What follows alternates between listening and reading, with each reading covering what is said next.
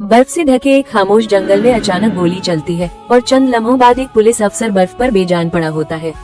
कातिल सिर्फ एक था, लेकिन उसे पकड़ने के लिए दर्जनों नहीं बल्कि सैकड़ों एहलकार, शिकारी, मकामी ट्रैकर्स, कुत्ते, हवाई जहाज और पूरा हुकूमती निजाम मैदान में उतर आया। हैरत की बात ये थी कि वो शख्स हर बार इन सबको धोखा दे देता था। आखिर वो कौन था, उसका असल नाम क्या था और वो अचानक दुनिया के सबसे बड़े इंसानी शिकार का मरकज क्यों बन गया? आज की कहानी सिर्फ एक मुजरिम की नहीं बल्कि एक ऐसे राज की है जिसका जवाब तकरीबन एक सदी गुजरने के बावजूद मुकम्मल तौर पर नहीं मिल सका। सन 1931 कनाडा के शुमाली बर्फानी इलाके खामोश थे। दर्जाए हरारत -40 डिग्री तक गिर चुका था। मीलों दूर तक न कोई शहर था, न कोई सड़क, न बिजली। उन्हीं जंगलों में एक पुरस्कार शख्स ने लकड़ी का एक छोटा सा केबिन बनाया। वो किसी से ज्यादा बात नहीं करता था। जब भी कोई मकामी शिकारी उससे मिलने जाता, वो मुख्तसर जवाब देता और फौरन वापस अपने काम में लग जाता। किसी को उसका माजी मालूम नहीं था, किसी को उसका असल नाम भी मालूम नहीं था। कुछ लोग उसे अल्बर्ट जॉनसन कहते थे, लेकिन बाद में पता चला शायद यह उसका असल नाम भी नहीं था। एक दिन अचानक मकामी लोगों ने पुलिस को इत्तिला दी, जंगल में रहने वाला वो शख्स अजीब हरकतें कर रहा है। कुछ ने कहा वो लोगों को अपने करीब नहीं आने देता। कुछ ने दावा किया रात के वक्त उसके केबिन से अजीब आवाजें आती हैं। और फिर पुलिस ने फैसला किया कि वो सिर्फ मामूली पूछताछ करेगी। उन्हें क्या मालूम था कि यह फैसला आने वाले कई हफ्तों तक पूरे मुल्क की सबसे बड़ी खबर बन जाएगा। 2 पुलिस अफसर बर्फ में कई घंटे चलने के बाद उसकी झोपड़ी तक पहुँचे। उन्होंने दरवाजा खटखटाया, कोई जवाब नहीं। दोबारा आवाज दी, खामोशी। फिर एक अफसर ने आहिस्ता से दरवाजा खोलने की कोशिश की और उसी लम्हे ढाई एक जोरदार गोली चली। गोली दरवाजे को चीरती हुई बाहर निकली। पुलिस फौरन बर्फ में गिर गई। उन्हें यकीन नहीं आ रहा था, उन पर बगैर किसी वार्निंग के फायरिंग कर दी गई थी और यह सिर्फ आगाज था। पुलिस को अब यकीन हो चुका था, यह कोई आम आदमी नहीं, वो न सिर्फ बेहतरीन निशानाबाज था बल्कि हर कदम पहले से सोचकर उठाता था। अगली सुबह मजीद एहलकार उस बर्फानी जंगल में पहुंच गए। उन्होंने केबिन को चारों तरफ से घेर लिया। उनका ख्याल था एक आदमी आखिर कब तक मुकाबला करेगा, लेकिन वो यह नहीं जानते थे कि सामने मौजूद शख्स ने शायद कई दिन पहले ही इस लम्हे की तैयारी कर रखी थी। घंटों तक दोनों तरफ खामोशी छाई रही।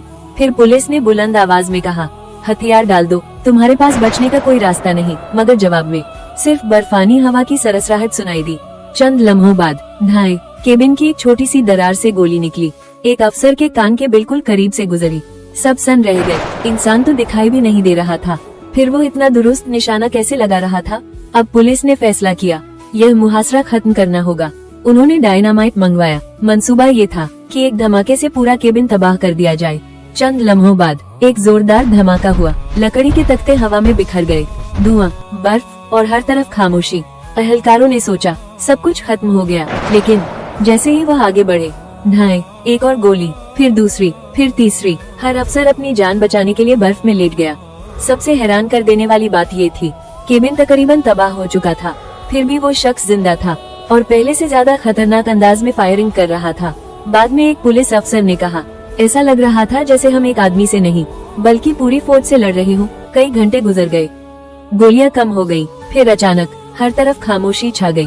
पुलिस ने एहतियात से केबिन के मलबे की तरफ कदम बढ़ाए, लेकिन जो उन्होंने देखा उसने सबको हिलाकर रख दिया। केबिन खाली था, वो शख्स गायब हो चुका था। चारों तरफ सिर्फ बर्फ ही बर्फ थी, लेकिन बर्फ पर साफ कदमों के निशान मौजूद थे। ऐसा लग रहा था जैसे वह धमाके और गोलीबारी के दरमियान खामोशी से निकल गया हो।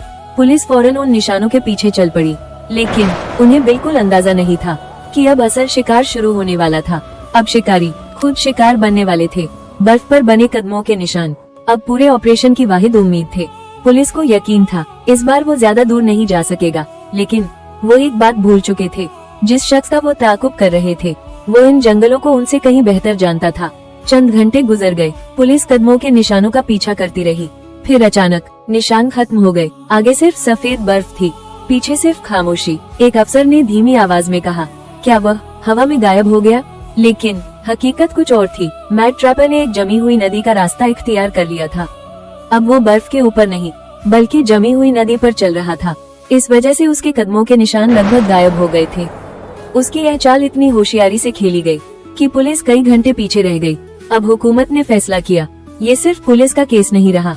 मजीद एहलकार बुलाए गए, मकामी ट्रैकर्स को शामिल किया गया, शिकारी कुत्ते भी लाए गए और फिर एक ऐसा फैसला हुआ जो उस दौर में बहुत गैर मामूली था। एक हवाई जहाज भी उसकी तलाश के लिए भेजा गया। उस वक्त किसी एक आदमी को पकड़ने के लिए हवाई जहाज इस्तेमाल करना तकरीबन नाकाबिले यकीन बात थी। हवाई जहाज बर्फानी पहाड़ों के ऊपर चक्कर लगा रहा था। अचानक पायलट की नजर नीचे पड़ी। दूर सफेद बर्फ के दरमियान एक सियाह सा साया चल रहा था। पायलट ने फौरन नीचे मौजूद टीम को सिग्नल दिया। सबको यकीन हो गया इस बार वो बच नहीं सकेगा। लेकिन जब पुलिस उस मकाम पर पहुंची, वहाँ सिर्फ एक बुझा हुआ अलाव था, कुछ ताज़ा कदमों के निशान और खाने के चंद आसार। बस वो फिर निकल चुका था। ऐसा महसूस हो रहा था जैसे उसे हर बार पहले ही पता चल जाता हो कि पुलिस किस सिम से आ रही है। दिन गुजरते गए, सर्दी मजीद सख्त होती गई। कई अहलकार थकान और सर्दी की वजह से बीमार होने लगे। मगर मैट ट्रैपर अब भी मुसलसल सफर कर रहा था। न उसके पास ज्यादा खाना था, न आराम, न कोई मदद। फिर भी उसकी रफ्तार कम नहीं हो रही थी। हर गुजरता दिन पुलिस के लिए एक नया राज बन रहा था। एक शाम ताकुब करने वाली टीम को दूर एक इंसानी साया नजर आया। सबने खामोशी से अपनी पोजीशन ले ली। फासला धीरे धीरे कम होने लगा।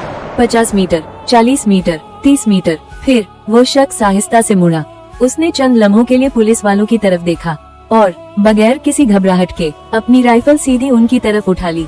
अगले ही लम्हे ढाई बर्फानी मैदान एक बार फिर गोलियों की आवाजों से गूंज उठा। उस दिन फैसला होना था, या तो शिकार खत्म हो जाएगा या फिर एक बार फिर पूरे मुल्क की पुलिस को शिकस्त का सामना करना पड़ेगा। बर्फानी मैदान, शदीद सर्दी और सामने एक अकेला आदमी।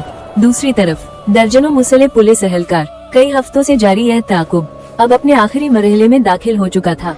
हर शख्स के जहन में सिर्फ एक ही सवाल था, आज या तो वो बच निकलेगा या फिर यह कहानी हमेशा के लिए खत्म हो जाएगी। पुलिस ने उसे चारों तरफ से घेर लिया। एक अफसर ने आखिरी बार पुकारा, हथियार डाल दो, ये तुम्हारा आखिरी मौका है। लेकिन जवाब में फिर एक गोली चली। ढाई और फिर पूरा बर्फानी मैदान गोलियों की आवाजों से गूंज उठा। हर तरफ फायरिंग हो रही थी। बर्फ हवा में उड़ रही थी। दरख्तों के तने गोलियों से छलनी हो रहे थे। कोई नहीं जानता था कि अगला निशाना कौन बनेगा। कई मिनट तक मुसलसल फायरिंग चलती रही। फिर अचानक सब कुछ खामोश हो गया। न कोई गोली, न कोई आवाज, सिर्फ तेज चलती हुई बर्फानी हवा। पुलिस ने धीरे धीरे आगे बढ़ना शुरू किया। हर कदम पर उन्हें खतरा महसूस हो रहा था। लेकिन जब वो करीब पहुँचे तो उन्होंने देखा बर्फ पर एक जिस्म बेहरकत पड़ा था। उसके हाथ में अब भी राइफल मौजूद थी। मैट ट्रैपर आखिरकार मर चुका था। लेकिन उसकी मौत के बाद असल कहानी शुरू हुई। पुलिस ने फौरन उसकी तलाशी ली। उन्हें उम्मीद थी अब उन्हें उसकी असल पहचान मिल जाएगी। मगर न कोई पासपोर्ट, न कोई आईडी, न कोई खत, न कोई डायरी, न कोई तस्वीर, सिर्फ चंद जाती चीजें, कुछ गोलियां और जिंदा रहने का थोड़ा सा सामान। सब एक दूसरे की तरफ देखने लगे।